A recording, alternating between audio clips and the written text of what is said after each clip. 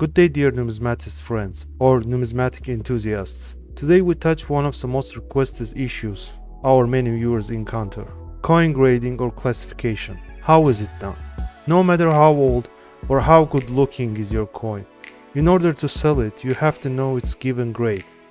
Coin grading is a process of determining the grade or condition of a coin, one of the key factors in determining its value. A coin's grade is generally determined by 5 criteria: strike, preservation, luster, color, and attractiveness. There are many coin grading systems, but today we'll talk about one of the most popular ones in Europe and USA. That's a grading system presented by well-known numismatist William Herbert Sheldon in 1948. Even PCGS built its grading standards upon the Sheldon scale. I'll show you visually how gradings change depending on strike and preservation condition of a coin. So generally there are 2 main categories. Let's start with circulated. Ungradable. No lettering is available. All we see is a round shape with barely distinguishable traces of device on the reverse, therefore considered ungradable. Poor.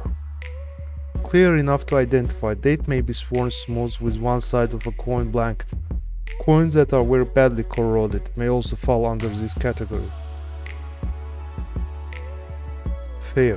Entire coin is worn flat, with some distinguishable letterings on either side. About good.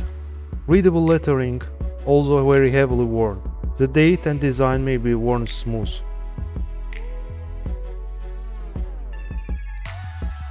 Good. G4. Rims of the coin are slightly worn, design is visible, but faint in areas, with many parts of the coin worn flat. Peripheral lettering nearly full. Choise good. G6. Rims of the coins are complete, peripheral lettering is full.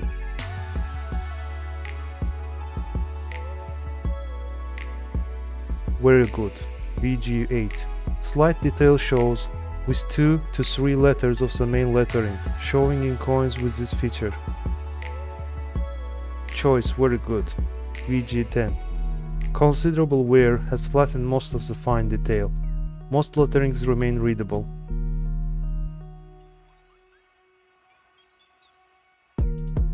Fine. F12. Some deeply recessed areas show detail. All lettering is sharp and visible.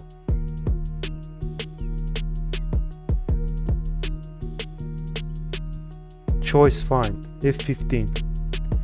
Slightly more detail in the recessed areas of the coin. All lettering remains sharp and clear.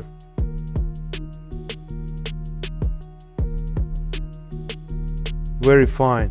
VF20. Moderate wear on the higher surface features. Some loss of detail is evident in design.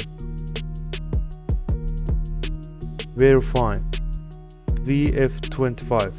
All lettering and major features are sharp, light to moderate, but even wear is seen on the surface and high points of the coin. Choise very fine. VF30.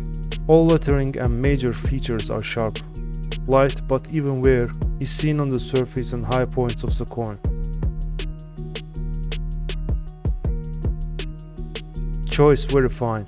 VF35. All lettering and major features are sharp, light, but even wear is seen on the surface and high points of the coin. Traces of mint luster may show. Extremely fine. EF40. Overall sharpness, light wear seen at highest points of the coin. Details of the coin are sharp. Trace of mint luster may show. Choise extremely fine. XF45. Slight overall wear is seen at the highest points of the coin. Examples being raised features. All the details are full and very sharp. Mint luster may show only in protected areas of the coin's surface, such as between the start points. About uncirculated. AU50. Traces of wear at the highest points of the coin. At least half of the original mint luster remains. About uncirculated AU53. Slight flatness and loss of luster visible on higher points of the design. Some luster remains. Choice about uncirculated AU55. 3/4 of the original mint luster remains. Choice about uncirculated AU58. Almost all of the original mint luster remains. Next are subcategories for those coins graded as uncirculated.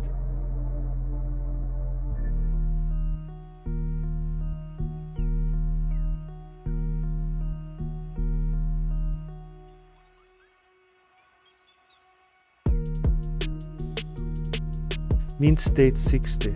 Unattractive, dull or washed out mint luster typifies this coin. It bears no wear, may be poorly struck with many heavy marks or hairlines.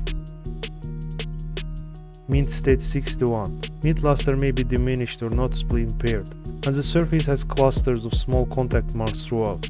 Hairlines could be very noticeably. Mint state 62.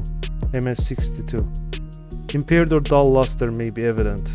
Clusters of small marks may be present throughout with a few large marks or big nicks in prime focal areas. Hairlines may be very noticeable. Copper coins will show a diminished color and tone.